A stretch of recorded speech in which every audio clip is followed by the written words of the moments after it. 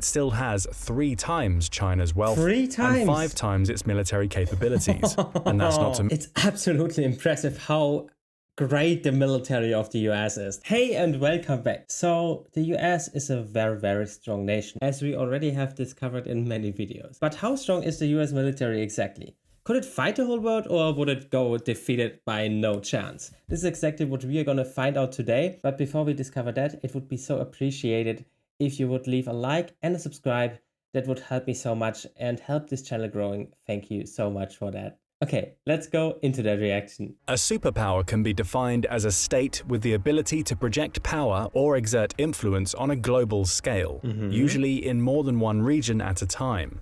The United States has So weird that state is country and state at the same time, right? The word.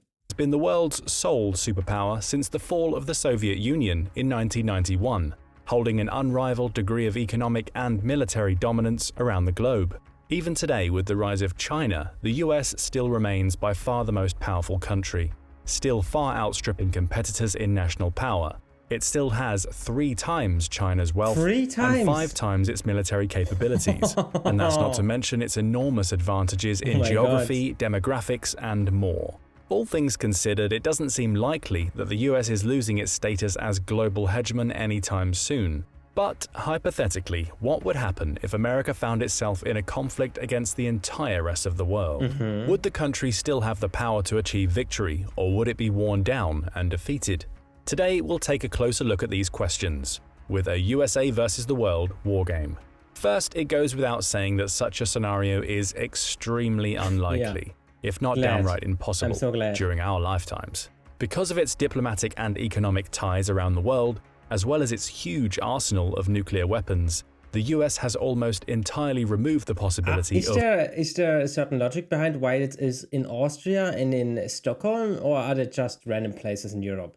real war with Europe and many other countries. But playing out the remote possibility still shows us a lot about US power and how it might look in the coming years. For the purpose of this video, we'll exclude nuclear weapons and assume that such a conflict That wasn't what I had in mind. I mean, when you have nuclear weapons, just bring them all to Mexico and Canada, because, I mean, the US can probably hold them away from them and then just bomb the US. But of course, okay, without nuclear weapons, that is more equal, I think, yes. would break out after a period of heightened global tensions rather than as a surprise attack. So who, the countries also are not cooperating so much, is what I read from that. Who would really matter? The biggest challenges to the US in terms of actual military capability would certainly be China. Western European nations would be a close second. As Definitely not Germany. We have such a bad military. I mean, we have a great economy, but a bad military. they are wealthy We make and so much fun about them. They are so bad. I think we don't even have a helicopter working one.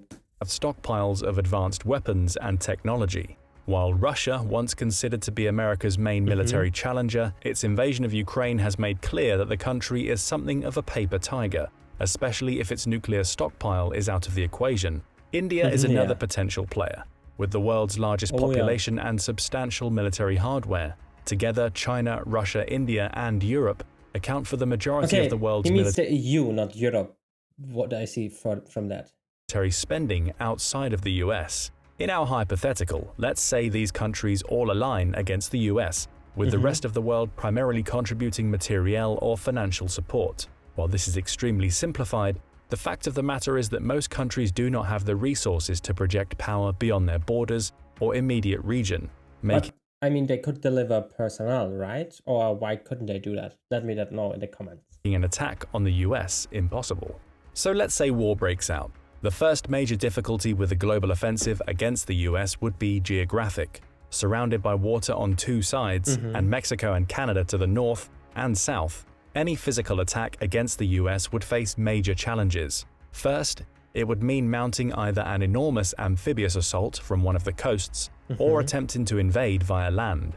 But the deserts in the southwest and the Great Lakes in the Midwest insulate the country's major population centers from a potential invasion staged from Canada and Mexico. Interesting. An invasion from outside North America would require massive fronts and long supply chains across the Pacific or Atlantic Oceans, leading to a dramatic reduction of overall power projection. military Maybe that's a dumb question, but why don't you just bring it over from South America, for example, to Mexico? I mean, is this not possible? expert Dylan Lurk has noted that even the largest amphibious assault in history on either the west coast or the east coast would be too insignificant to acquire an effective beachhead. If every foreign power managed to coordinate such a massive operation and do so while remaining undetected under the enormous reach and power of the American intelligence apparatus, it would still have issues building up a force of any significant size before being pushed back into the sea. Please hit like and subscribe. It would help me so much. Thank you. In addition, the strategic Hawaiian island chain acts as a gateway to the US mainland for attacks from the Pacific and is protected by a significant military presence. Similarly, military installations in Alaska provide protection against any invasion from along the Arctic or Northwest. An attack from Mexico would probably be more feasible due to the Great Lakes blocking much of the Canadian border. But California and Texas have the largest concentration of defense industries and military bases in the country, thus providing an effective deterrent from any attack. With the southwestern desert spanning the two regions, the Southwest is also home to multiple heavily armed military bases, such as the White Sands Missile Range in New Mexico or NORAD headquarters in Colorado. An attack launched from Canada on the Midwest or the West would be limited to light infantry and would likely fail to take over population centers or other important strategic points, since there is mostly rural farmland and unpopulated national parks along the border, along with air bases located hundreds of miles south. Dr. Beckley makes this point as well, stating that the United States is a natural economic hub and military fortress. It's packed with resources and has more economic arteries like navigable waterways and ports than the rest of the world combined. And even if the US military was unable to stop an invasion, the huge diversity of terrain would also provide US military personnel or militias with the ability to conduct guerrilla warfare. The US is also by far the most heavily armed civilian population in the world, with a staggering 120 guns for every 100 people.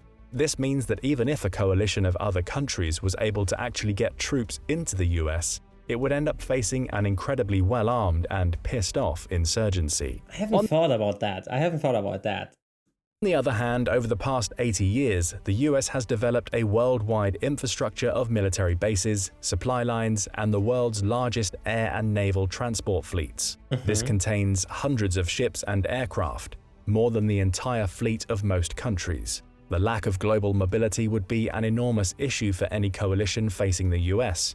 In the weeks before the sort of global conflict in our hypothetical, the US would most likely pull its forces out of the most vulnerable, non-American bases in Europe, Asia, and the Pacific, concentrating its resources in places where the US exercises greater territorial control to act as staging areas. Some areas would be considered too important to abandon, especially those supporting the military's supply chain, US oil assets, and key territorial choke points.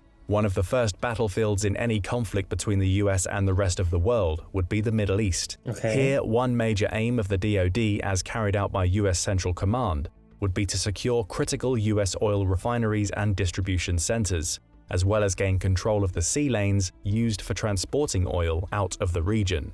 As of 2022, 80.4% of the world's oil reserves are located in countries belonging to the That's why they are so rich. International Oil Cartel OPEC, and 67.1% of OPEC reserves are in the Middle East. Similarly, over 60% of the world's oil passes through shipping lanes in the Arabian Sea alone. While the US has reduced its presence in the region in recent years, a global conflict would almost certainly cause a reorientation.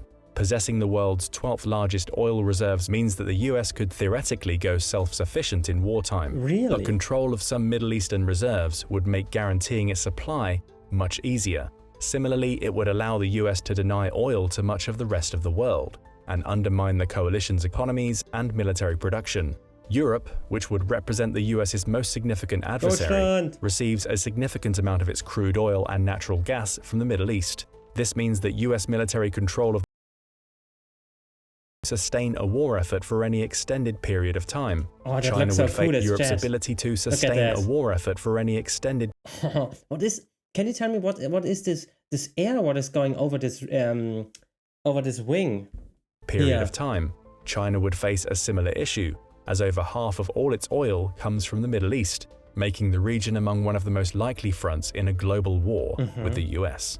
At the start of the conflict, the US would first strike at oil-related facilities across the Middle East, using carrier-based strike aircraft plus medium and long-range ballistic missiles. US power projection means that even without bases in Afghanistan, the military could easily hit targets anywhere from the Mediterranean to the Strait of Hormuz. While regional powers could offer some resistance, none of them have anywhere close to. Wouldn't the other countries not try to avoid that? I mean, we have heard that the US pulls everything out. Wouldn't the other countries then not have time to provide a defensive strategy? I don't know if he covers this in the next few minutes, but that is just a thought that I had. To the manpower or firepower needed to stop the Because US. we're talking about the world, and here those defensive lines are only, Egypt, I don't know what is this. The rest of Asia here, I think that is the Oman, maybe. So An all-out war. While Israel, Saudi Arabia, the UAE, and several others do have modern fighter jets and other weaponry, even they would not last very long up against the might of the DoD. And because each is an independent country, intelligence and resource sharing among them would also be limited. Okay, so they are not in a coalition, they are all each independent countries and not harping together. Okay, now I get it. Perfect. Reducing the region's ability to stand up to the US in a shooting war. Most of their assets' signals would also likely be jammed by America's powerful electronic warfare capabilities, which would disrupt enemy communications. The US is, I think, like every software company is in the US. I think the US is probably the best in the world in that. Targeting and guidance systems across the region. The greatest threat to US control of the Middle East in our scenario comes from ground-based air defenses, as even older systems can shoot unsuspecting fighter jets from the sky. However, unlike Russia's recent experience in Ukraine, the US has actually proven that it can effectively destroy another nation's air defense network, as it did during Desert Storm in the 1990s. Today, this might be even easier. Tell me, what was Desert Storm in the 1990s? Due to the enormous arsenal of drones the US has access to. Most US losses in the air would likely come from such drones, as well as fourth-generation jets like the F-15, while its more modern F-18s and F-22s could evade all but the best air defense systems. After establishing air superiority, the US would then work to control all choke points into and out of the region, especially the easily blocked Suez Canal, where over 12% of global trade passes through. If it was able to effectively keep regional control over the Middle East and its resources, the US would have a decent shot at winning against the rest of the world. A second major battlefield would be the Pacific, where the US would probably use its fleet to keep China and other East Asian nations contained and stop them from attacking the West Coast. This could mean either a blockade of major trade and supply routes, as well as using islands like Hawaii and Guam to stage its own offensives. It would also utilize its fleet of aircraft carriers heavily in the Asia-Pacific region. As of this video, there are 47 aircraft carriers around the world.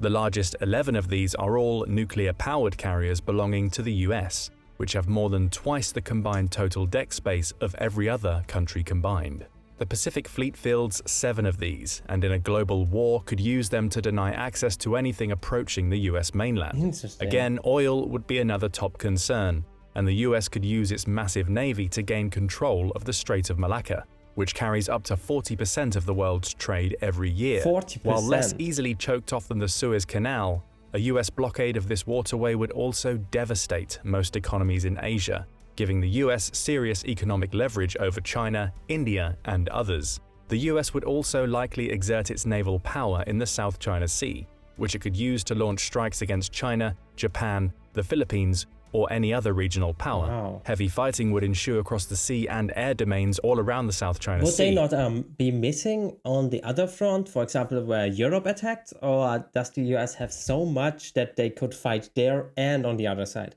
Because right now it always feels for me that the US pulls everything there and everything on the other side. But of course, if everybody attacks the US, they have to fight at multiple fronts, right? And could account for the heaviest US casualties in any theater of this hypothetical war. Another potential target is Taiwan, where over 90% of the world's advanced microchips are currently fabricated. The US might even need to seize and try to occupy the island to stop the global coalition from dominating the production of modern electronics. To do so, the US would inevitably have to challenge China as well. Chinese air defenses and ballistic missile capabilities are already powerful alone, and if combined with the assets of every other country in the region, could potentially pose a problem for the US. The naval base on Guam would be especially vulnerable. I like that we say they could potentially cause a problem. Not they will destruct them or something like this. No, they're not strong enough for that. They could potentially cause a problem. Strikes by ballistic missiles, which could overwhelm its limited air defenses. Even so, the US Navy is so powerful that every country in the East Pacific combined would be occupied with fending it off, and probably could not launch their own strikes on the US mainland. And because the US Navy is larger than those of the next 8 countries combined, it could easily fight in 2 or 3 theaters at once, making simultaneous blockades of Europe, the Middle East, and Asia Pacific a real possibility. Another aspect of a global war would involve submarines, which unsurprisingly the US has more of than almost anyone else. Its fleet contains even a German one. 53 fast attack submarines, 14 nuclear-capable ballistic missile subs, and 4 guided missile subs. Even without using the world... Tell me more about how important are the submarines, how important is this? Because I'm a total newbie to like warfare and what is here important, which fighter jet is there important, what should you do first, stuff like this. But I always love to learn, so tell me more about this in the comments. Nuclear capabilities of an Ohio-class submarine. This massive fleet would allow the US to launch stealth attacks on enemy naval vessels anywhere in the world, completely undetected.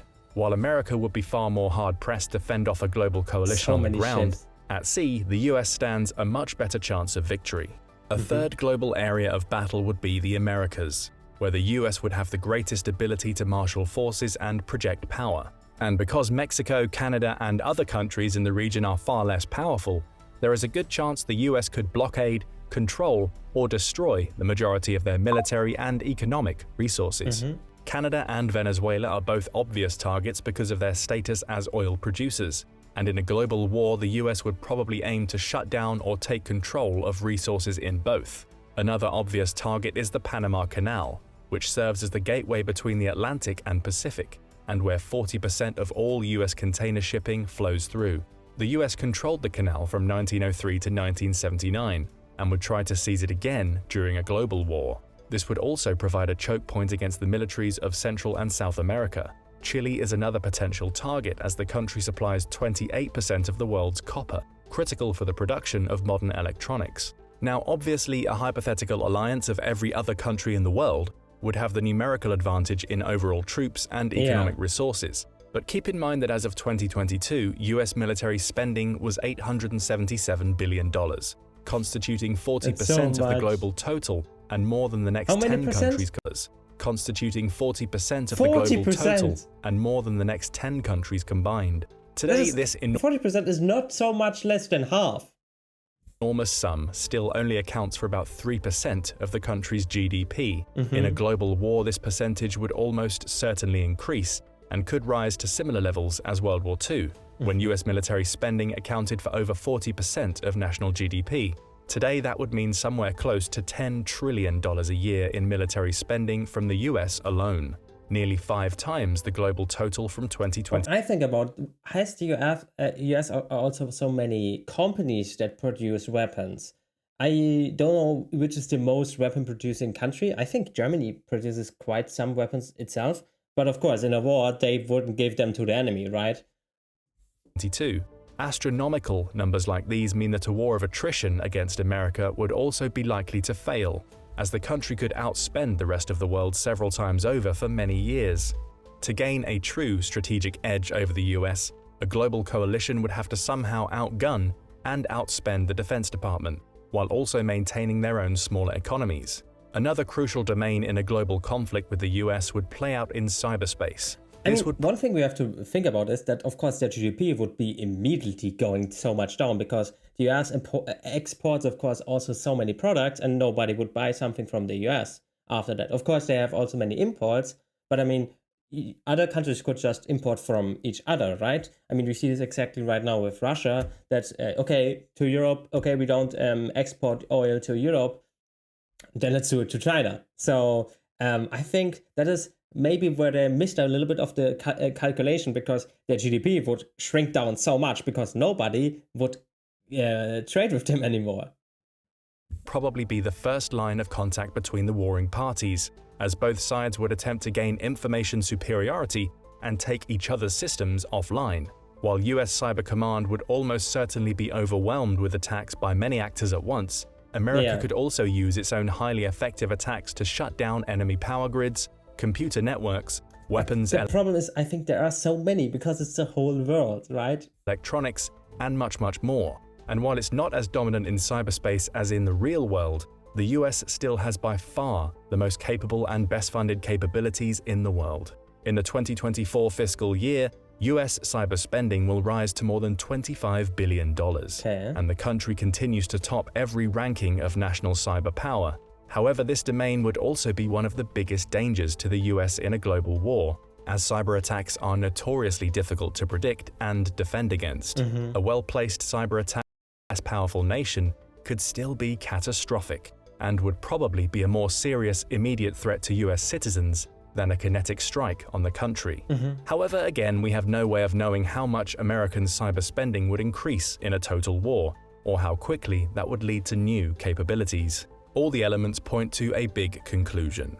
The US is so powerful that it could take on the rest of the world for weeks or months with no certain winner.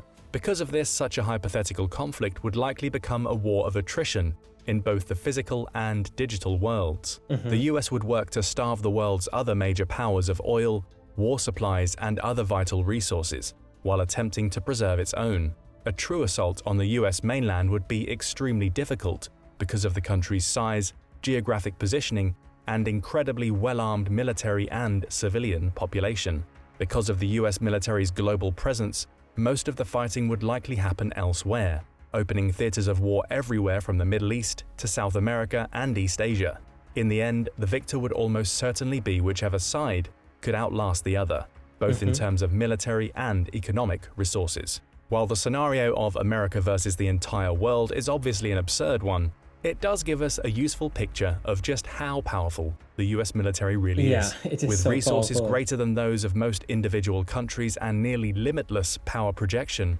Even a conventional conflict against the US would be very, very hard to achieve true victory.